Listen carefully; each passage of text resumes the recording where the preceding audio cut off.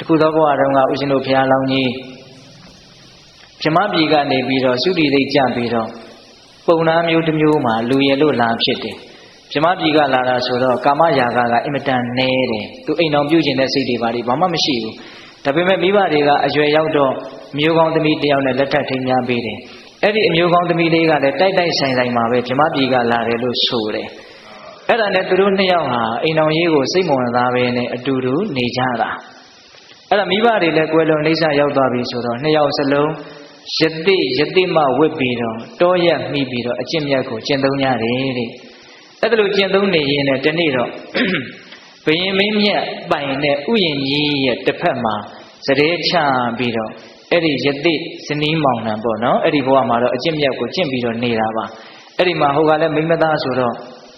အစာတွေကစပြီးတော့သူ့ကိုထားခဲ့မလို့သူကလည်းပဲအကျင့်မြတ်ကိုကျင့်မယ်ဆိုဘုရားလောင်းကအဲ့ဒီမှာစောင့်ရှောက်ရအောင်ဆိုသူ့ကိုခေါ်လာတာနှမလေးလိုစောင့်ရှောက်ပြီးတော့ထားတာပေါ့လေအဲ့ဒါလိုနဲ့နေရင်းနဲ့ဒီနေ့တော့အဲ့ဒီဥယျာဉ်ထဲကိုဘယင်ကလှည့်လည်လာရင်းနဲ့အဲ့ဒီယတိနှစ်ယောက်ကိုမြင်တာမြင်တော့ယတိမကရုပ်ရည်အရှင်အင်မတန်တင့်နေတော့ဆွဲလန်းမက်မောပြီးတော့တွန်းပြီးတော့မေးတာတဲ့မှာပိုင်ရှင်ရှိလားဆိုတော့အဲ့ဒီမှာဒီယတိဟာလူဘဝတုန်းကသူ့ရဲ့အရှင်သခင်လေးယောက်ျားပါဒါလူဘဝတုန်းကတည်းအခုတော့ဘာမှမတော်တော့ဘူးတဲ့အဲ့ဒါနဲ့အတင်းအကျပ်အဲ့ဒီယတိမကိုနန်းတော်ကိုခေါ်သွားတာမင်းကြီးတွေကိုခေါ်သွားလို့ခိုင်းလိုက်တာခိုင်းပြီးတော့ဘုရင်ကြီးကယတိကိုမေးတာငါဒီလိုလုပ်တော့သင်ဘာတတ်နိုင်လဲတဲ့သင်စိတ်ထဲဘလို့ရှိလဲအဲ့ဒါလိုမေးတာအဲ့ဒါရှင်အာနန္ဒအလောင်းပဲအဲ့ဒါလိုမေးတော့ဘုရားလောင်းကငါမှအမျက်ဆိုတာတော့ဖြစ်တာပေါ့တဲ့ရိုးရိုးပဲပြန်ပြောတာတော့အေးအေးဆေးဆေးပဲငါမှအမျက်တော့ဖြစ်တာပေါ့တဲ့ဒါပေမဲ့အဲ့ဒီအမျက်ကိုငါအပြင်မထွက်အောင်ကြိုးစားနေတယ်တဲ့မေတ္တာကမ္မထနဲ့ငါကြိုးစားနေတယ်တဲ့အဲ့ဒါလိုကျုံဝါပြောတော့ဘုရင်ကြီးကပြန်သွားတော့နန်းတော်ကိုကိုရောက်တော့ယသိမကိုမင်းလူထွက်ပါအဲ့ဒါလို့ဆိုရင်မင်းကိုမိဘရဲ့ခေါင်းကြီးမြောက်မယ်ဆိုပြီးတော့မင်းစီးတွေနဲ့ဖျားရောက်နေဒါပေမဲ့ယသိမကငိုးယူပြီးတော့လောကကြီးပြည့်စုံပြီငါအကျင့်မြတ်ကိုပဲကျင့်နေတယ်ဘယင်သွေးဆောင်ဖျားရောက်တာကိုလက်မခံဘူးဘယင်ကအဲ့ဒီမှာယသိတွေဆိုတာဘယ်လိုအတတ်ပညာတွေတက်တယ်လို့ငါကောင်းကောင်းမသိရဘူးငါကိုပြုစားရင်ဒုက္ခအဲ့တော့ယသိကြီးဘာတွေလုပ်နေလဲမသိဘူးဆိုတော့ तू ကြောက်လန့်လန့်နဲ့ယသိကြီးနေတဲ့နေရာကိုပြန်ရောက်လာပြန်တယ်စုံစမ်းတာဘာတွေများလုပ်နေလဲလို့ကိုရောက်တော့ဘုရားလောင်းကတီတီငြိမ်ငြိမ်ပဲစုပ်နေတဲ့သင်္ကန်းကိုချုပ်နေတာအဲ့ဒါသူကအချွေရံနေနဲ့တိတ်တိတ်ကလေးလာတော့ဘုရားလောင်းကလှည့်မကြည့်ဘူးအဲ့ဒါကိုဘုရင်ကြီးကအထင်လွဲတာကြည်စမ်းအမျက်ဒေါသတွေနဲ့ငါ့ကိုလှည့်ပြီးတော့မကြည့်နိုင်ဘူးစကားတော့မပြောနိုင်ဘူးစောတော်တုန်းကတော့ငါအမျက်ဒေါသရှိတော့ရှိတယ်အပြစ်မထွက်အောင်ထိမ့်မလေးပါလေးကျင်းဝါပြီးတော့ဒီယသိဘာလည်းမသိဘူးဆိုပြီးတော့ပြောတာဗျအဲ့ဒါနဲ့အရှင်ယသိတဲ့အစာတုန်းကတော့သင်ကျုံဝါတယ်နော်ဒေါသမဖြစ်အောင်ငါကြိုး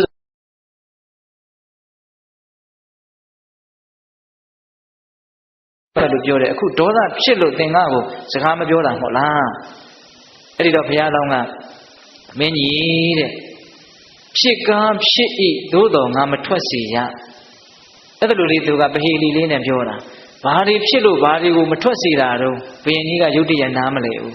အဲ့ဒီတော့မှဘုရားလောင်းကတခုချင်းရှင်းပြတယ်အမျက်ဒေါသဆိုတာငါတန်တမှာဖြစ်ပါတယ်တဲ့မဖြစ်ဘူးလို့ငါမဆိုလို့ဘူးသို့တော့အဲ့ဒီအမျက်ကိုငါမထွက်စေရဘူးတဲ့အပြင်ဘက်ကိုသင်မမြင်စေရဘူးငါမေတ္တာကမ္မထနဲ့ငါတားဆီးထားတယ်တဲ့ဘုရားလောင်းကအဲ့ဒီမှာဘုရင်ကြီးကိုတရားဟောတာအမျက်ရဲ့အပြစ်တွေအဲ့ဒီတည်းကဦးဇင်းတို့တချို့တဝက်လေးကောင်းတာလေးတွေယူပြောရလို့ရှိရင်အမျက်ဒေါသဖြစ်တယ်ဆိုတာဘာနဲ့တူလဲဆိုလို့ရှိရင်တဲ့ရှင်းတုန်းကမီးညှိပြီးမီးရအောင်ဆိုမီးပုတ်ခုံဆိုတာရှိတယ်အခုလိုမီးချစ်ကြောက်တွေပါတယ်မရှိဘူးလေအဲ့အင်မတန်မာကြောတဲ့အသားမာကိုခြုံကလေးထွင်းပြီးတော့အဲ့ဒီထဲမှာဂွန်းတို့ဘာတို့ထည့်ပြီးတော့ထောင်းတာပေါ့အဲ့ဒါပူတော့အဲ့ဒီဂွန်းကိုမီးဆွဲသွားတာအဲ့ဒါမီးပုတ်ခုံလို့ခေါ်တယ်နောက်လက်နဲ့ရင်လည်းပုတ်တယ်အဲ့ဒီမီးပုတ်ခုံမှာမီးဖြစ်လာပြီဆိုလို့ရှိရင်အဲ့ဒီမီးပုတ်ခုံကဖြစ်တဲ့မီးဟာတခြားကိုမဆွဲမလောင်ရခင်မှာသူ့ကိုယ်သူအရင်အလောင်ခံရတယ်ဒါလေးနဲ့ဥပမာပေးတာဒေါသအမျက်ထွက်လာပြီဆိုရင်ဒီဒေါသအမျက်ကြောင့်တခြားသောသူတွေမဆင်းရဲသေးခင်မှာဒေါသအမျက်ထွက်တဲ့လူကိုအရှင်လောင်နေတဲ့ဒေါသဟာဟုတ်လားအေးအဲ့ဒီမှာဘုရားလောင်းကမင်းကြီးတဲ့ဒေါသဆိုတာအမျက်ဆိုတာနှစ်ဦးနှစ်ဖက်ဘာအကျိုးမှမရှိတဲ့အတွက်ကြောင့်အမျက်ကိုကြိုးစားပြီးတော့ထိမ့်သိမ့်တဲ့နေဆိုပြီးတော့ဘုရားလောင်းကအဲ့ဒီမှာမင်းကြီးကိုတရားဟောတော့ ဒါသူတော်ကောင်းကြီးပဲလို့နားလည်ပြီးတော့ယတိမကိုပြန်ပို့ပြီးတော့ကြည်ညိုသွားတာဒီဥယျာဉ်ထဲမှာပဲတက်တက်လုံးသတင်းသုံးပါဆိုပြီးတော့ပြုစုလုပ်ကြွေးတယ်အဲ့ဒီတော့ဦးဇင်းတို့ဒီနေရာမှာဘုရားလောင်းပြောတဲ့စကားကလေးဖြစ်ကားဖြစ်ဤမထွက်ဆိုတဲ့စကားလေးဟာတရားဓမ္မတို့ဦးဇင်းတို့အတွက်တိုင်းနာကျင့်သုံးစရာမကောင်းဘူးလားပုထုဇဉ်ဆိုတော့မကျင့်တတ်တာတွေကတော့ရှိမှာပေါ့နော်ဘာလို့ဆိုလောကကြီးကကျင့်တတ်စရာတွေနဲ့တိဆောက်ထားတာမှမဟုတ်ဖဲဘူးဗျဟုတ်လားလောကကြီးမှာမကျင့်တတ်စရာတွေအများကြီးရှိတယ်မြင်လို့မကောင်းတာတွေကြားလို့မကောင်းတာတွေအမီးမောက်မတည့်တာတွေမဟုတ်တာတွေမညီညွတ်တာတွေမမျှတတာတွေမရှိဘူးလားအဲ့ဒါလို့မကျေနပ်စရာတွေတွေ့တိုင်းမကျေမနပ်ဖြစ်နေမယ်ဆိုရင်လောကကြီးကဘာမှဖြစ်မှာမဟုတ်ဘူးကိုယ်ပဲဒေါသမီးတွေလောင်ပြီးတော့အကျိုးမဲ့မှာဟုတ်ရဲ့လားအဲ့တော့လောကကြီးကကိုယ်စိတ်တိုင်းကြတိဆောက်ထားတာဟုတ်ရဲ့လားမဟုတ်ဘူးဗျဖြစ်ချင်တိုင်းဖြစ်နေတာအဲ့လိုပဲကိုယ်တိုင်ကလည်းပဲအသိဉာဏ်နဲ့ဆိုတာပြုထားတဲ့အမှုတွေကမရှိဘူးလားရှိတယ်ရှိတော့ကိုယ်အမှုတွေကကိုယ်ပဲကိုယ့်ကိုစိတ်တိုင်းမကြအောင်ဒေါသဖြစ်အောင်ဖန်တီးနေတာတွေကမရှိဘူးလားဒီစကားလေးနည်းနည်းလေးနဲ့တယ်နော်ကိုယ်တိုင်လှုပ်ထားတဲ့အရာတွေကိုကပဲကိုယ့်ကိုပြန်ပြီးတော့ဒေါသဖြစ်အောင်လုပ်နေတာတွေမရှိဘူးလားရှိတယ်ကိုယ့်ရဲ့ဉာဏ်နဲ့ဒီအားလျော်ဆိုတာလှုပ်ထားကြိုက်ထားတဲ့ပြုမှားပြောမှားတွေပေါ့ဗျာအဲ့ဒါတွေကဒီမှာလက်စကမသိမ်းရသေးတော့အဲ့ဒါတွေကိုကိုကတွေ့တိုင်းဒေါသဖြစ်เสียတွေကရှိနေတယ်ဟုတ်လားအဲ့တော့ပြောချင်တာကဒေါသဖြစ်เสียတွေကလည်းပတ်ဝန်းကျင်မှာရှိနေပါတယ်ကိုယ်မှလည်းပဲဒေါသဖြစ်เสียအကြောင်းအနုတ္တယသဘောတွေကလည်းရှိနေပါတယ်အဲ့ဒါလို့အာယုံကလည်းအာယုံကိုယ်ကလည်းကိုယ်အဲ့ဒီနှစ်ခုတွေ့ကြပြီဆိုတော့ဒေါသဆိုတာကတော့ထွက်လာမှာပဲအနာဂတ်မဖြစ်သေးသမျှဒေါသကအပြီးသတ်မပယ်သေးဘူးအခါအားလျော်ဆိုအကြောင်းသိရင်ဒေါသကထွက်လာမှာပဲအဲ့ဒီထွက်လာတဲ့ဒေါသအမျက်ကိုနှုတ်ပေါ်အရောက်မခံဖို့လက်ပေါ်အရောက်မခံဖို့မလိုဘူးလားတကယ်လို့မြတ်မထိန်နိုင်ဘူးမသိနိုင်ဘူးဗျံပဓာတွေပြောမိသွားပြီလုံမိသွားပြီဆိုရင်တော့တစ်သက်လုံးတိဆောက်ခဲ့ရတဲ့ဂုံကျေးဇူးကလေးဟာတစ်ချက်တည်းနဲ့ကုန်ခန်းသွားလိမ့်မယ်အဲ့ဒါလို့ဂုံတွေပြတ်သွားပြီအရှိန်အစော်တွေပြည့်စည်သွားပြီအရှိတကွဲအကျိုးနဲ့တွေဖြစ်ပြီဆိုတော့ဘယ်သူတွေကဝမ်းသာကြမှာတော့ရန်သူတွေကဝမ်းသာကြမှာဗျာဟုတ်လားဒါကြောင့်ဆိုခရစ်ကပြောထားတာကြားဘူးတယ်မဟုတ်လားအပြုံးကအပြုံးထဲမှာကိုယ်ရန်သူဒုက္ခရောက်တဲ့အချိန်မှာပြုံးရတဲ့အပြုံးဟာအမိန်ဆုံးပဲတဲ့ဟုတ်လားဒါကြောင့်ရန်သူတွေမိန်အောင်မလုပ်ကြနဲ့ပေါ့ဟုတ်လားတရားယူမိုင်းများဒါကြောင့်တရားကောင်းစဉ်ကဘယ်လိုတတ်ထားလဲရန်သူအကြိုက်လိုက်ကြမှာလားတဲ့ဟုတ်လားရန်သူအကြိုက်လိုက်တယ်ဆိုတာဒေါသဖြစ်ချင်းဒီပဲနဲ့ရန်သူအကြိုက်ကိုလိုက်နေရရောက်တယ်နော်ဘယ်နှပါရှိသွားပြီတော့5ပါးရှိသွားပြီနော်နောက်တစ်ခုမြတ်စွာဘုရားဗာဆက်ပြီးတော့ပြောတော့ဆိုတော့အဟောဝတ္တယနမိတ္တဝါအတ္တအယံဤပုဂ္ဂိုလ်သည်နမိတ္တဝါအတ္တအဆွေခံမွန်ချစ်ချမ်းဝင်ကြတဲ့မိတ်ဆွေအပေါင်းအသင်းမရှိသည်ရှိသောအဟောဝတ္တဩကောင်းပါပေစွာမုန်းနေတဲ့လူအချင်းချင်းရန်သူအချင်းချင်းဟာတိုင်းတိုင်းဝိုင်းဝိုင်းနဲ့ချစ်တဲ့လူတွေခင်တဲ့လူတွေမိတ်ဆွေတွေအပေါင်းအသင်းတွေဝိုင်းဝိုင်းလေပြီးတော့အဲ့ဒါလိုနေတာကိုရန်သူတွေကမြင်ကျင်မလားမမြင်ကျင်ဘူးဘယ်သူမှချစ်မဲ့လူမရှိအထီးချမ်းလူတိုင်းကမုန်းပြီးတော့တယောက်တည်းညှိုးညှိုးငယ်ငယ်အဲ့ဒါလိုနေတာမျိုးကိုပဲရန်သူတွေကမြင်ကျင်တယ်ဟုတ်လားအဲ့ဒါလိုအထီးကျန်ပြီးတော့ချစ်တဲ့ခင်တဲ့သူမရှိပဲနဲ့ကိုယ်ပတ်ဝန်းကျင်မှာကိုယ်အကျိုးစီးပွားကိုလိုလားတဲ့မိတ်ဆွေအပေါင်းအသင်းချစ်ချမ်းဝင်တဲ့လူတွေမရှိဘဲနဲ့တကိုယ်ဒီအထီးကျန်ဖြစ်နေတာကိုရန်သူတွေကလိုချင်တယ်အဲ့ဒီရန်သူနှစ်သက်တဲ့ရန်သူလိုချင်တဲ့တရားမျိုးဒေါသတာဖြစ်ကြည့်လိုက်ရန်သူအလိုကြဆောင်ရွက်ပြီးသားဖြစ်သွားပြီ။ဘာဖြစ်လို့လဲဆိုတော့ဒေါသကြီးတဲ့ပုဂ္ဂိုလ်ထိခနဲ့ရှိအမျက်ထွက်နေတဲ့ပုဂ္ဂိုလ်ကိုဘယ်သူကမှအနာနာမကတ်ချင်ဘူးဟုတ်လားမုန်းလို့မဟုတ်ပေမဲ့လို့သူ့ဒေါသတန်တန်တွေကိုကြာတော့ဘယ်သူမှမခံနိုင်ဘူးဟုတ်လားဟိုဟာမြင့်စိတ်တိုင်းမကြဒီဟာမြင့်စိတ်တိုင်းမကြအဲ့ဒါလိုမျိုးကိုယ်ဒေါသတွေကိုအမြဲတမ်းပေါ်ပြနေမယ်ဆိုလို့ရှိရင်ပတ်ဝန်းကျင်ချစ်တဲ့ခင်တဲ့လူတွေကကြာတော့ကိုယ့်ကိုဘာဖြစ်လာမှာတော့စိတ်ပြက်လာမှာတောက်လျှောက်ကြီးတော့မုန်းမှာမဟုတ်ဘူးပေါ့စိတ်ပြက်လာမှာဟုတ်လားစိတ်ပြက်ပြီးတော့တဖြည်းဖြည်းနဲ့ခွာသွားရင်ကိုယ်တယောက်သေးပဲကြံပါဟုတ်လားဒါကဥသိမ်းကလျှော့ပြောတာနော်ဒေါသတွေကြီးရင်ကြီးသလောက်ပတ်ဝန်းကျင်ကမုန်းတယ်ဘုန်းဆိုကိုကဒေါသကြီးနဲ့နေတာကိုပတ်ဝန်းကျင်မှာရှိတဲ့လူတွေကမေတ္တာပဲရကျင်တာဗျကိုလည်းပဲဒေါသတွေသာပေးလို့သာပေးနေတာပါတကယ်ကကိုလည်းပဲမေတ္တာပဲရကျင်တာ ကိုကြတော့မေတ္တာရခြင်းပြီးတော့ပတ်ဝန်းကျင်ကိုကြတော့ဒေါသတွေကြီးဝေငှနေမယ်ဆိုရင်ဘယ်သူကရှုမှာလဲဘယ်သူကမရှိဘူးဒါကြောင့်ဦးဇင်းတို့ကျမ်းဂန်လေးထဲမှာပြောတယ်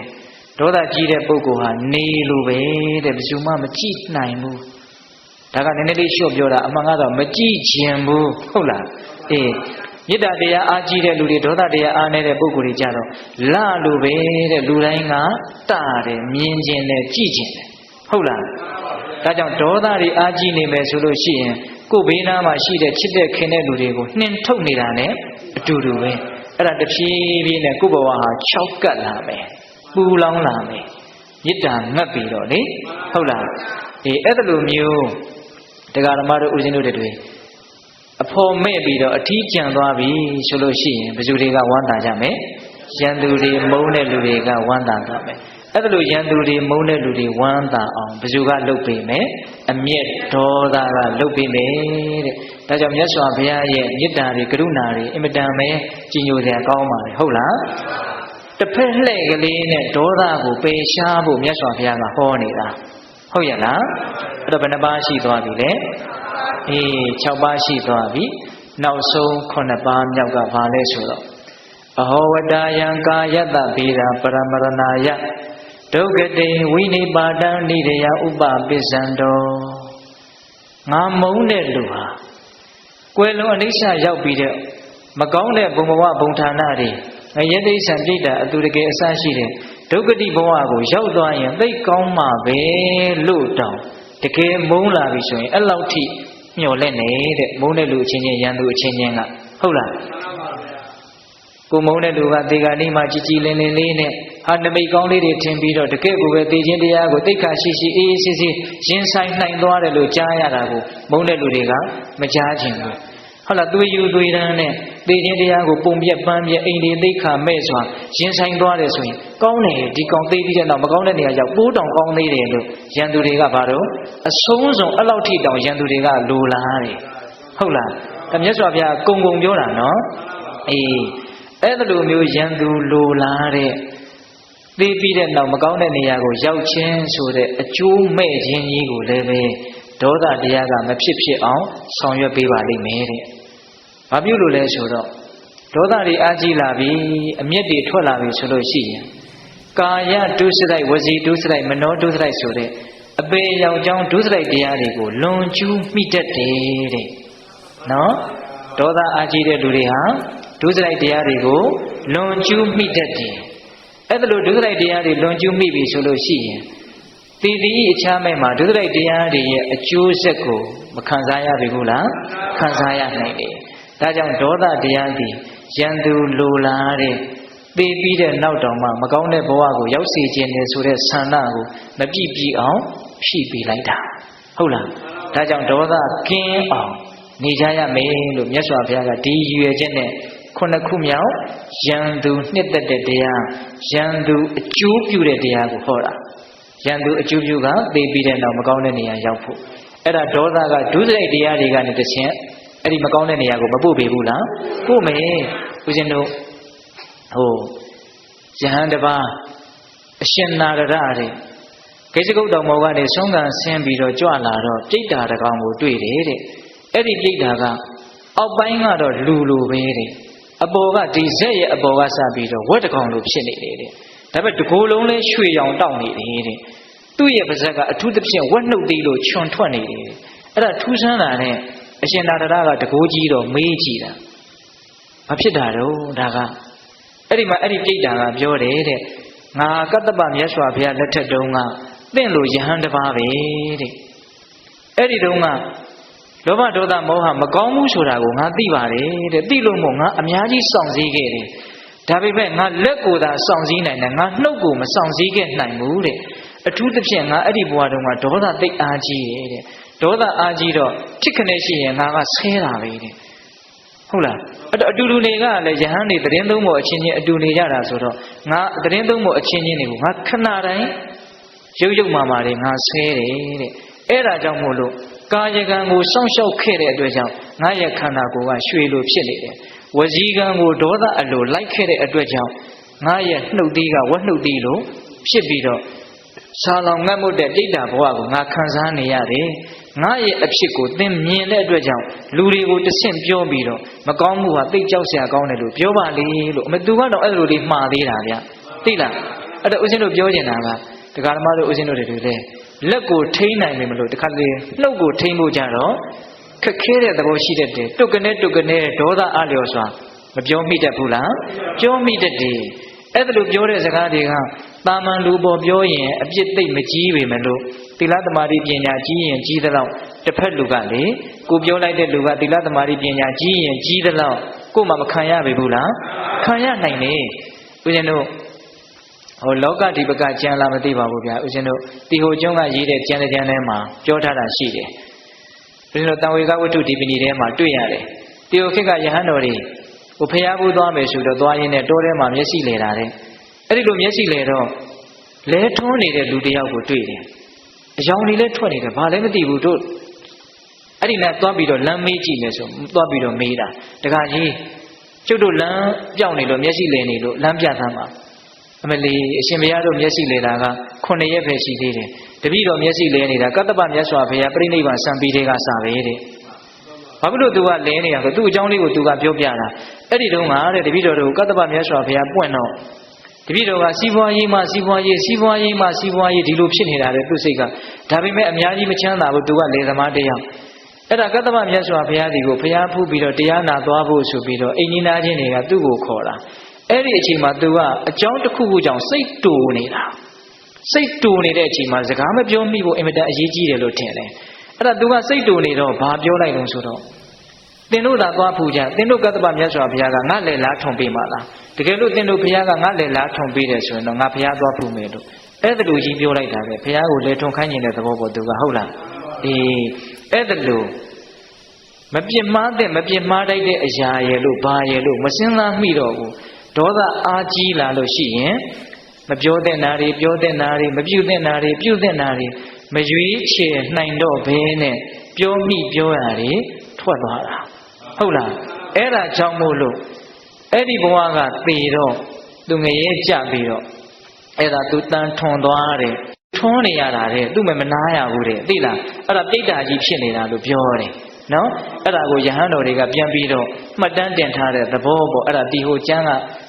ကလာတဲ့ကျမ်းစာထဲမှာပါတဲ့အကြောင်းအရာလေးတစ်ခုပေါ့ဒါပေမဲ့တရားဓမ္မတို့ဦးဇင်းတို့တွေမိမိရဲ့နှုတ်နော်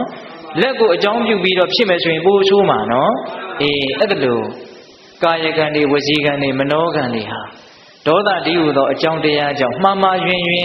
ပြုမိမှာပြောမိမှာတွေဖြစ်ပြီးတော့ဒီဘဝလည်းပဲဆင်းရဲရဲတည်တော့လည်းပဲဆင်းရဲတဲ့ဘဝတွေကိုရောက်သွားတတ်တယ်။ဒါကြောင့်9ခုမြောက်ရန်သူနှစ်သက်တဲ့အဲ့ဒီသဘောတရားတွေကိုအမျက်ဒေါသကဆောင်ခြင်းပေးမှမှုလို့အမျက်ကင်းအောင်ကျင့်ကြရမယ်လို့မြတ်စွာဘုရားကရန်သူကြိုက်တရားဘယ်နှပါလဲ9ပါးအေးအဲ့ဒါလေးကိုဦးဇင်းတို့မင်းကွန်းစတော်ဘုရားကြီးကလင်္ကာလေးစီပြီးတော့ထားတာဟုတ်လားဤတိလောကဘုံဘဝ၌မိမယောက်ျားမြတ်ထွညာမူဖောက်ပြရွင်ကွယ်ရုပ်ရှင်းပြ၏ဦးဇင်းတို့ထက်ရှင်းမပြဘူးနော်မိမယောက်ျားမြတ်ထွညာမူဖောက်ပြရွင်ကွယ်ရုပ်ရှင်းပြ၏အိရှသောခမချမ်းသာဘူးပြူညာကိစ္စအဝဝ၌ကောတာလွှမ်းမှုအမျက်ဆိုးကြောင့်ကျိုးမဲကိုပင်ကျိုးရှိထင်လျက်ကျိုးပင်ရှိလက်မရှိမှ၍ချွတ်ချော်ပြူညာကျိုးမများသည်ရှိဘဝရုပ်လျက်ဂုံကျိုးပြည့်၍မိဖက်ကင်းကွန်သေးသောခါလဲလေးပြားပဲသို့ရောက်တုံမြို့ဤ9ပါးနော်ဤသို့ဖြစ်မှုတစ်ဖက်လူဟုရန်လူနှစ်ထောင်အားရကြောင်းလျင်မကောင်းတရား9ပါးတို့ယောက်ျားမိန်းမမြတ်ထွက်ကြသာထိုမြတ်လူထံရောက်ဤမှန်ဟုဘုံတန်ဓမ္မဆက်ဟောဖော်မြတ်သည်အမျက်မထွက်ကြလေနဲ့လို့ဆိုတော်ကြီးကဏိကုံးကျုပ်လေးကိုအမျက်မထွက်ကြလေနှင့်လို့ဒီစကားလေးနဲ့အဆုံးသတ်ထားတာနော်အေးဒီ9ပါးသာတကယ်လို့မိမိတန်တာမှာဖြစ်ပြီဆိုရင်ဒါရန်သူနှစ်သက်ကြောင်းတရား9ပါးပေါ့နော်ဤသို့ဖြစ်မှုတစ်ဖက်လူဟုရန်သူနှစ်ထောင်အားရကြောင်းလည်းမကောင်းတရား9ပါးတို့ယောက်ျားမိန်းမမြတ်ထွက်ကြသာထိုမြတ်လူထံရောက်ဤမှဟုဘုံတန်ဓမ္မဆက်ဟောဖော်မြတ်သည်အမျက်မထွက်ကြလေနှင့်လို့ဆိုတော်ကြီးကအဲ့ဒါလို့ရေးတာ ဟုတ်လားဒါကြောင့်ဦးဇင်းတို့ယံသူနှစ်သက်တဲ့တရား9ပါးအမျက်ဒေါသရဲ့အပြစ်ပေါင်းများစွာရှိတဲ့အနက်ကတရားဓမ္မပေါင်းသူတော်ကောင်းတို့အခု9ပါးနာခဲ့ပြီနော်ရုပ်ဆင်းပြတ်မယ်အိတ်တဲ့အခါမှာရှင်သင်ရဲရဲအိတ်ရမယ်အကျိုးရှိတာတွေအကျိုးမဲ့တာတွေမစင်စားနိုင်မဲနဲ့ရမ်းတမ်းလုပ်ပြီးတော့အကျိုးမဲ့မယ်ပြီးတော့စီးပွားပြတ်မယ်ဂုဏ်တွေပြတ်မယ်မိတ်ဆွေတွေအပေါင်းအသင်းတွေခွာသွားလိမ့်မယ်ပြီးတော့တည်တဲ့အခါမှာမကောင်းတဲ့နေရာရောက်တတ်တယ်အမျက်ဒေါသရဲ့အပြစ်တွေကတော့အများကြီးရှိတယ်ဒီကနေ့ညကတော့ဒီ9ပါးပေါ့အဲ့တော့ဦးဇင်းတို့ဏိဂုံးချုပ်ကဒီအမျက်နဲ့ပတ်သက်ပြီးတော့ထိန်းနိုင်သိမ်းနိုင်ရမယ်ဆိုတာကိုမြတ်စွာဘုရားကအင်မတန်ထင်ရှားတဲ့ဥပမာလေးနဲ့ပြောတာဦးဇင်းတို့သာသနာတော်မှာဓမ္မပဟုတုတ္တရင်းကျက်ကြတဲ့ပုဂ္ဂိုလ်တွေကတော့ကြားဘူးပြီးသားဖြစ်လိမ့်မယ်ဗျနော်အဲ့ဒါလေးကိုဦးဇင်းကဏိဂုံးချုပ်ကလေးပြောခြင်းတာနော်အမျက်ဒေါသထိမ့်သိမ့်တဲ့နေရာမှာဥပမာလေးနဲ့မြတ်စွာဘုရားကထိရောက်အောင်ပြောတယ်အဲ့ဒါကဘာလဲဆိုတော့ဓမ္မပဒပါဠိတော်မှာလာတယ်ယောဝီဥပ္ပတိတံကောတံရထံပဏံဝဝရယေတမဟံတာရတိပြုမိရတမိကာဟောဣတရောဇနောယောအကျင့်ပုဂ္ဂိုလ်သည်ဝေစင်စစ်အားဖြင့်ဥပ္ပတိတံဖြစ်ပေါ်၍လာသောကောတံမိမိရဲ့အမျက်ဒေါသကိုဗန္နံပြည်သွား၍နေသောရထံယထာကိုဝါရယေဣဝတာမြင့်နိုင်တဲ့ကဲ့သို့ဝါရယေတာမြင့်နိုင်ရ၏ပုဂ္ဂိုလ်တူတယောက်ဟာတော်လွန်းလို့တတိတွေအာကြီးလွန်းလို့မေတ္တာတွေအာကြီးလွန်းလို့မိမိတန်တန်မှာရှုဆိုအမျက်တွေထွက်လာတယ်ဒေါသတွေဖြစ်လာတယ်ဆိုကြပါစို့တဲ့အဲ့ဒီအမျက်ကိုသူတခါတည်းရုတ်တရက်ကားကိုဗရိတ်အုပ်လိုက်တယ်လို့မျိုးပေါ့နော်တခါတည်းသူထိန်းနိုင်လိုက်တယ်သိမ်းနိုင်လိုက်တယ်ရပ်နိုင်လိုက်တယ်အဲ့ဒီအမျက်ကိုဘာနဲ့ဥပမာပေးလဲဆိုတော့မြန်မြန်ဆန်ဆန်ပြေးနေတဲ့မြင်းယထာကိုအဲ့ဒီယထာပေါ်မှာမောင်းနေတဲ့ယထာမောင်းသမားကတခါတည်းလူရာကိုဆွဲပြီးတော့လိုတဲ့လမ်းကိုဆွဲပြီးတော့တက်လိုက်ဆိုကြပါစို့မြင်းသားကြီးကကြောက်ထဲကိုတက်နေတော့ဟာတခါတည်းရုတ်တရက်မြင်းကိုဆွဲလှည့်ပြီးတော့ကျွမ်းကျန်းကျင်ကျင်မောင်းလိုက်နိုင်တယ်ထိန်းလိုက်နိုင်တယ်ယထာမမှောက်တော့ဘူးပေါ့နော်အေးအဲ့လိုမျိုးကျွမ်းကျင်တဲ့ယထာမောင်းသမားကသူ့ရဲ့ယထာကိုမြန်မြန်ဆန်ဆန်ပြေးနေတဲ့ယထာကိုရုတ်တရက်ထိန်းနိုင်တယ်လို့မျိုးထွက်ပေါ်လာတဲ့အမျက်ဒေါသကိုလက်ပေါ်နှုတ်ပေါ်မရောက်အောင်ထိန်းနိုင်မယ်ဆိုလို့ရှိရင်တဲ့အဲ့ဒီပုဂ္ဂိုလ်ကိုတဲ့သာရတိယထာဒိဟူ၍အဟံငါဘုရားသည်ဖြူမိဟော၏တဲ့အဲ့ဒါယထာဒိမယ်တဲ့ယထာဒိဆိုတဲ့ဘွဲ့တူရတယ်ကျန်တဲ့ပုဂ္ဂိုလ်တွေကတော့ယထာဒိမဟုတ်ဘူးတဲ့ရတမိကာဟောဣတရောစနောကျန်တဲ့ပုဂ္ဂိုလ်တွေကတော့ကျိုးခိုင်မယ်တဲ့ပိဋိယထာပေါ်တက်ပြီးတော့ယထာကိုမောင်းတော့မောင်းတယ်ယထာမောင်းတဲ့လူတိုင်းကျိုးကိုတော့ဘာလို့ထားမှာတော့ကင်ထားမယ်ဒါပေမဲ့ယထာကလမ်းစိုးကိုဆွဲသွားပြီးကြောက်ထဲကိုဥတည်နေပြီဆိုရင်ကိုကတကယ်လို့မထိန်နိုင်ဘူးဆိုရင်သူ့ကိုယထာထိန်လို့ပြောလို့ရပါမလားအဲ့ဒါဘယ်လိုခေါ်မလဲကျိုးခိုင်မယ်သူကျိုးကင်ပြီးတော့လိုက်တာပဲရှိတယ်ထိန်မှမထိန်နိုင်မဲ့ကိုအဲ့ဒါလိုပဲတရားဓမ္မတို့ဦးဇင်းတို့တွေလည်းပဲဘဝဒီဟူသောခရီးချမ်းမှာမောင်းနှင်နေကြတာပြေးသွားနေကြတာဟုတ်လားဘဝခရီးချမ်းကိုမောင်းနေနေတာနော်အေးအဲ့ဒီမောင်းနေနေတာကိုယ့်ဘဝကလေးကိုတိမ်ဆောင်ပြီးတော့ကြောက်ထဲပါလေထိုးကြမသွားအောင်ဒေါသတရားတွေကိုမဖြစ်အောင်ထိမ့်ဖို့မလိုဘူးလားလိုတယ်ဗျမြတ်စွာဘုရားကဦးဇင်းတို့တိဋ္ဌသုတ်တံဆိုတာရှိတယ်အဲ့ဒီမှာအမျက်ဒေါသကိုအင်မတန်နဲ့တဲ့ကြောက်ကဘာလို့ဥပမာပေးတာဒေသနာတော်လေးတွေကိုဦးဇင်းတို့ကစုံအောင်ညှိကြည့်တာနော်အမျက်ဒေါသကိုကြောက်ကဘာတွေတကယ်လို့မထိန်နိုင်ဘူးဆိုရင်အဲ့ဒီကြောက်ကဘာတွေကိုထိုးကြသွားမှာအဲ့ဒါထိုးကြသွားရင်မလှတပတခါတည်းဆင်းရဲဒုက္ခတွေတွေ့မှာမဟုတ်လားအဲ့ဒါလိုပဲဘဝခရီးရှောင်လန်းနေတဲ့ပုဂ္ဂိုလ်တွေဟာအရှိန်နဲ့ပြေးသွားနေတဲ့မြင်းယထာကိုထိန်းနိုင်မှသာလေဒီပုဂ္ဂိုလ်ဒီယထာတွေအဲ့ဒါလိုပဲဘုံကနေတိုင်းကနေထွက်လာတဲ့အမျက်ဒေါသကိုမထိန်းနိုင်မသိမ်းနိုင်ဘူးဆိုရင်တော့ယထာတွေမဟုတ်ဘူးအဲ့ဒါကျိုးခိုင်ပဲနော်ထိန်းနိုင်မှသာလေယထာတွေမထိန်းနိုင်ဘူးဆိုရင်အကျိုးမဲ့မယ်ထိန်းနိုင်ရင်တော့အကျိုးမဲ့ခြင်းကလွတ်မြောက်မယ်ဒီကထာလေးသိကောင်းတယ်လို့ဦးဇင်းတို့ယူဆတယ်နော်အေးအမျက်ဒေါသကိုအရှိန်နဲ့ပြေးနေတဲ့ယထာကိုထိန်းတယ်လို့မျိုးထိန်းနိုင်ရမယ် ဟုတ်လားအခုဦးဇင်းတို့မြို့အနေနဲ့ပြောမယ်ဆိုရင်တော့အင်မတန်ကားမောင်းကျွမ်းကျင်တဲ့ driver လို့ပေါ့ဟုတ်လားအေးကားကိုလိုသလိုထိန်းနိုင်ရမယ်မထိန်းနိုင်ဘူးဆိုရင်တော့သူ့ကို driver လို့ခေါ်လို့ရမှာမဟုတ်ဘူးနော်သူကစီရတိုင်းကင်တဲ့လူပဲဖြစ်မှာပဲမြတ်စွာဘုရားကဒီတိုင်းပြောတာနော်အေးထိန်းနိုင်မှသာယထာတိမထိန်းနိုင်ဘူးဆိုရင်တော့ကျိုးခိုင်တဲ့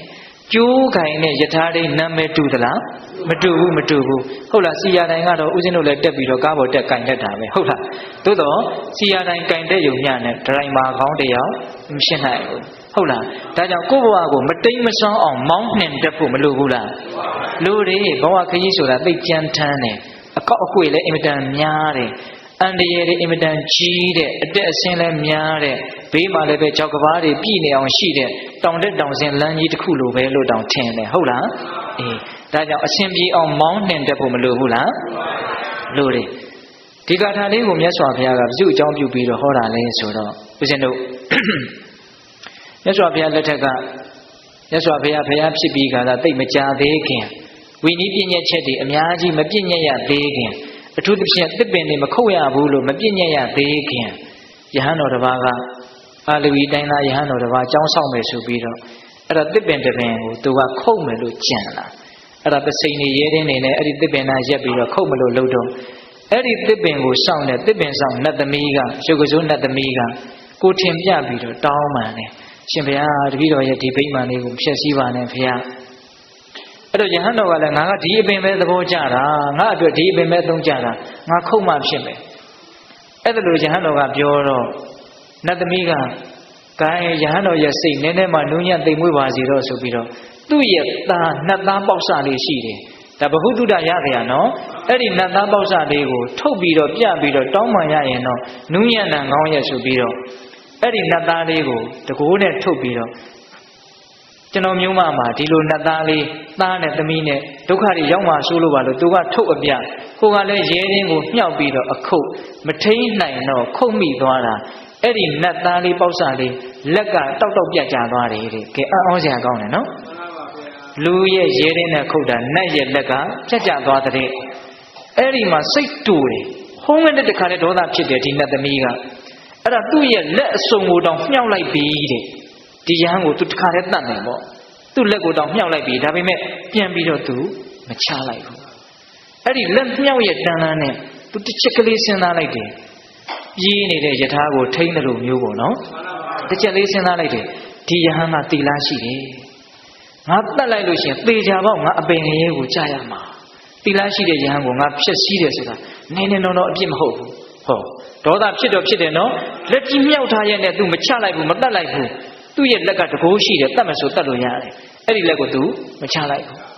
နော်ဒီယဟန်တီလားရှိတယ်ငါတတ်လိုက်လို့ရှိရင်ငါအပင်ငရဲကြမယ်နောက်ပြီးတော့သူစဉ်းစားသေးတယ်အမျှော်မြင်ကြီးတယ်ဒီနတ်သမီးကငါတကယ်လို့တတ်မယ်ဆိုရင်နောက်ဒီပင်တစ်ပင်ဆောင်နတ်တွေကလည်းဒီလိုတစ်ပင်တွေကိုခုတ်တဲ့ယဟန်တွေကိုဒီလိုတတ်တယ်လို့သိပြီးတော့အတုလိုက်ပြီးတော့တတ်ရင်ယဟန်တွေကိုကျိုးနေရကြီးရဲ့မတူတာလေးစဉ်းစားတယ်ဗျာဟုတ်လားအဲ့ဒါနဲ့သူတတ်ချင်တယ်မတတ်ဘူးအဲ့တော့သူသားရဲ့လက်ကလေးကလည်းပြက်သွားတယ်ဆိုတော့သူတစ်ပင်လည်းဆုံးရှုံးမယ်သားရဲ့လက်လည်းဆုံးရှုံးမယ်ဆိုတော့ဝမ်းနေပြီးတော့သူငိုတယ်ဗျာသူငိုတာနော်မကောင်းတာကိုသူမလုံးလိုက်ဘူးမျက်ရည်အကျခံပြီးတော့မကောင်းတာကိုသူတားလိုက်နိုင်တယ်အဲ့ဒီမှာသူဘာဆက်စဉ်းစားလဲဆိုတော့ဒီယဟန်မှာပိုင်ရှင်ရှိတယ်တဲ့အဲ့ဒါကဘယ်သူလဲဆိုတော့မြတ်စွာဘုရားပဲသူ့ရဲ့အရှင်ဒီကိုငါသွားပြီးတော့ပြောမယ်ဆိုပြီးတော့မြတ်စွာဘုရားကြီးကိုမျက်ရည်ဆက်လက်နဲ့ရောက်လာတာအဲ့ဒီနတ်သမီးကအဲ့ဒီမှာမြတ်စွာဘုရားကြီးရောက်လာတော့မြတ်စွာဘုရားကအကျိုးအကြောင်းမေးတော့မြတ်စွာဘုရားကိုသူအကျိုးအကြောင်းလျှောက်တယ်အဲ့ဒါလိုလျှောက်တော့မြတ်စွာဘုရားက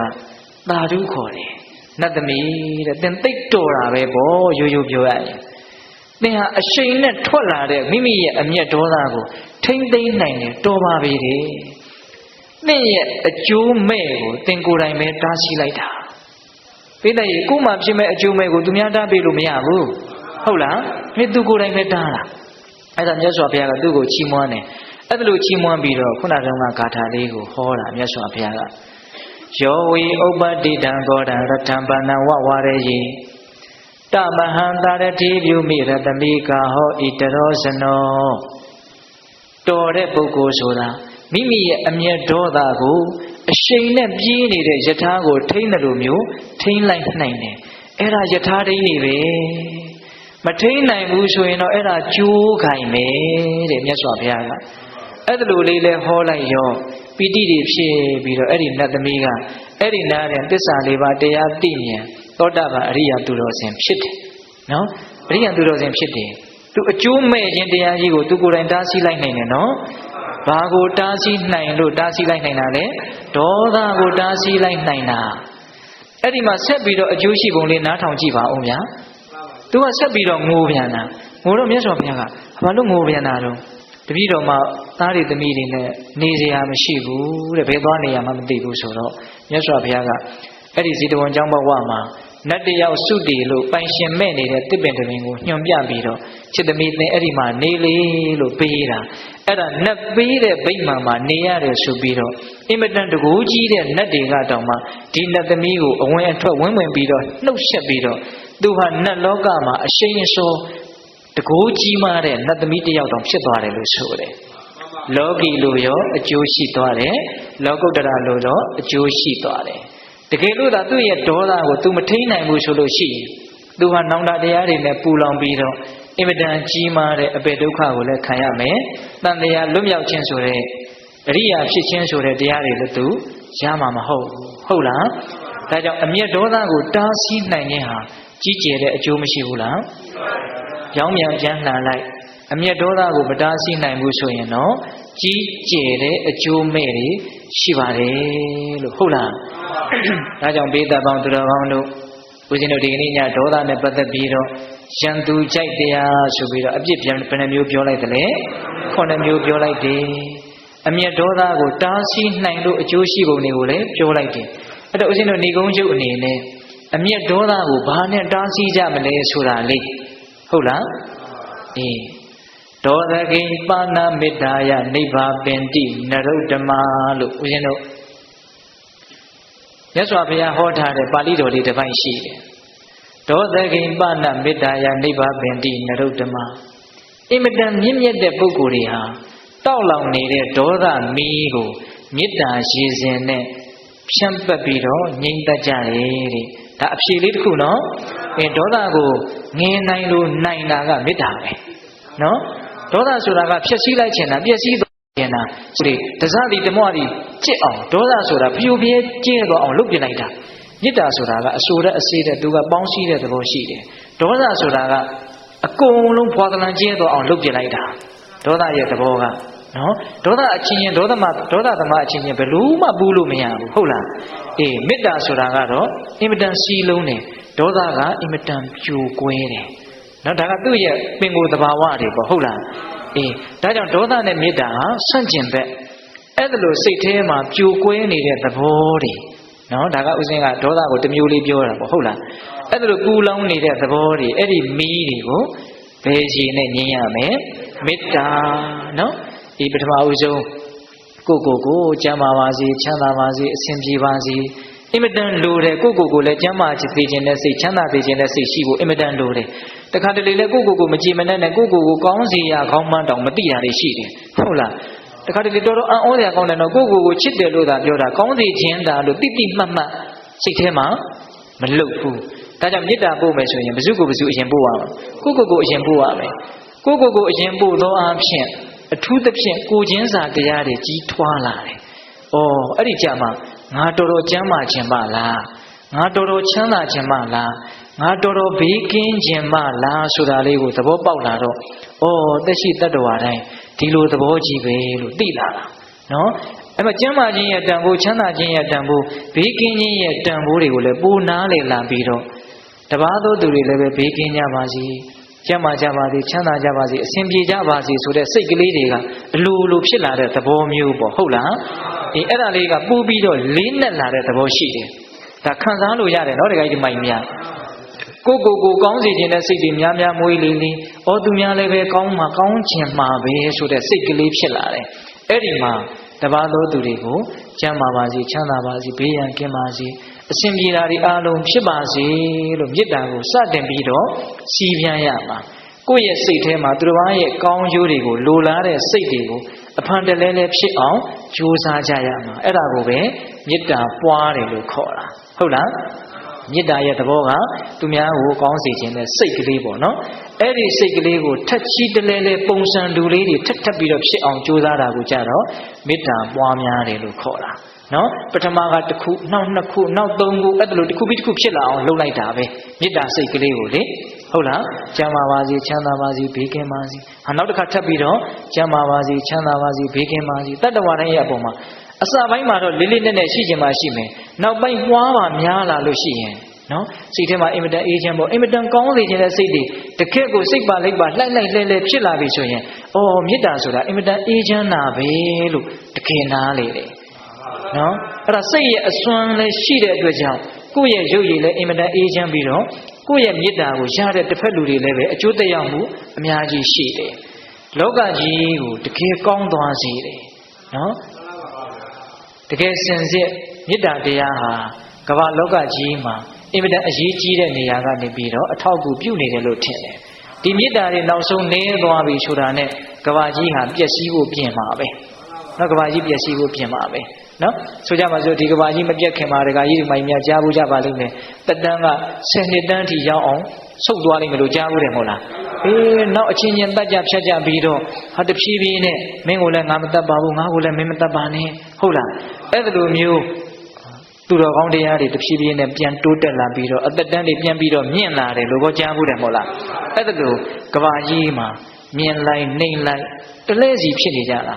အဲ့ဒါဟာမေတ္တာနဲ့ဒေါသရဲ့အလှည့်အပြောင်းလေးပဲအကြံဉာဏ်အားဖြင့်တော့နော်မေတ္တာတရားနဲ့နေနိုင်လို့ရှိရင်ဒေါသလောကကြီးကတဖြည်းဖြည်းနဲ့တာယာစီကားပြီးတော့အသက်တန်းတွေကိုရုပ်ရည်တွေကိုတိုးတက်လာတာနော်အဲ့ဒီမေတ္တာတွေမရှိတော့ဘူးကိုချင်းစာတွေမရှိတော့ဘူးစိတ်ဓာတ်တွေသိပ်ပြီးတော့ခက်ထန်ပူလောင်လာပြီတယောက်ကိုတယောက်တတ်ချင်စိတ်တွေပေါက်တဲ့အဆင့်ထိကြမ်းထမ်းလာပြီဆိုလို့ရှိရင်တော့လောကကြီးကတဖြည်းဖြည်းနဲ့အကြီးအသွေးတွေကျသွားတာဟုတ်လားအဲ့တော့ဒီမေတ္တာဟာအင်မတန်အရေးကြီးတယ်နော်ဒေါသကိုနိုင်တာလည်းပဲဒီမေတ္တာပဲမေတ္တာတစ်ခုတည်းကနိုင်တာတော့မဟုတ်ပါဘူးဟုတ်လားတတိပဋ္ဌာန်တရားလည်းပဲနိုင်ပါတယ်မဂ်ကင်၈ပါးလည်းပဲနိုင်ပါတယ်သို့တော့ဒီမေတ္တာကတော့အင်မတန်ထူးခြားတယ်ဘာလို့လဲဆိုတော့ဦးဇင်းတို့မဏိပတ္တရဆိုတဲ့ဘလူးကမြတ်စွာဘုရားကိုလျှောက်ဖူးတယ်ဗျနော်မြတ်စွာဘုရားတဲ့တတိရှိခြင်းဟာအခါခတ်သိမ်းကောင်းတယ်တတိရှိခြင်းဟာအမြဲတမ်းမင်္ဂလာရှိတယ်တတိရှိရင်မနဲ့ဖြန်တိုင်းဟာကောင်းကိုကောင်းစေရမယ်ဒီလိုလေးပြောတာနော်တတိရှိရင်တတိမေဝတတိရှိလာလို့ရှိရင်သူ့ဝေမနဲ့ဖြန်တိုင်းဟ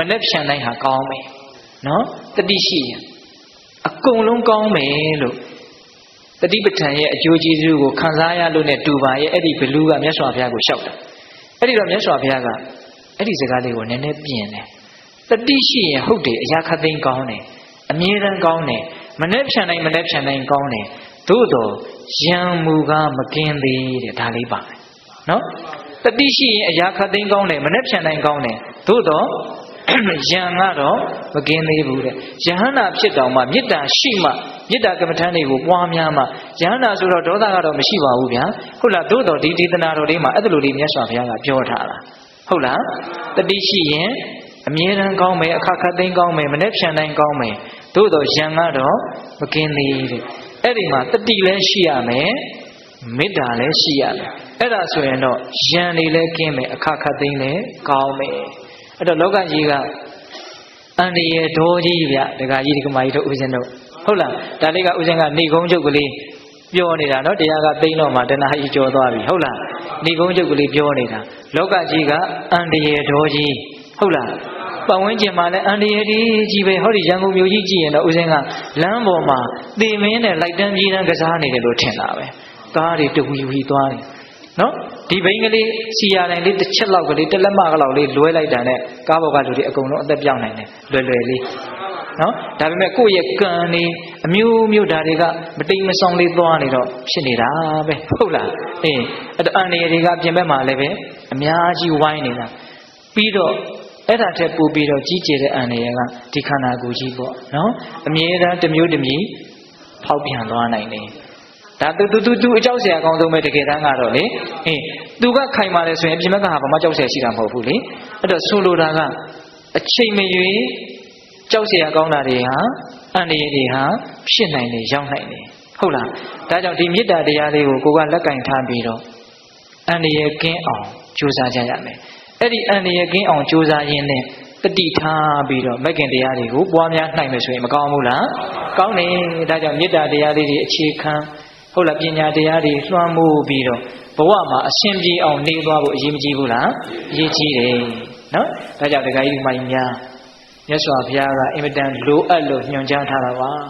တတိပဋ္ဌာန်မဂ္ဂင်၈ပါးမျှဖြင့်ရံမကင်းသေးဘူးလို့ဆိုလိုရမလို့ဘူးလားခုနတုန်းကဒေသနာတော်မှာဒါကြောင့်တတိရှိရင်အရာခတ်သိမ်းကောင်းတယ်မနှက်ဖြန်နိုင်ကောင်းတယ်သို့တော့ရံမကင်းသေးဆိုတဲ့စကားလေးကိုမှတ်သားစရာဦးဇင်းတို့ပြောပါတယ်ဟုတ်လားဒါကြောင့်အာလုံးအန္တရာယ်ခတ်သိမ်းလည်းကင်းကျင်းကြရအောင်မေတ္တာရဲ့အကျိုးကျေးဇူးတွေလည်းခံစားကြရအောင်ဒေါသရဲ့အကျိုးမဲ့တွေကိုလည်းရှောင်ရှားနိုင်ရအောင်ဒေါသကင်းပြီးတော့မေတ္တာကြီးတဲ့ပုဂ္ဂိုလ်တွေဖြစ်အောင်ကြိုးစားနိုင်ကြပါစေ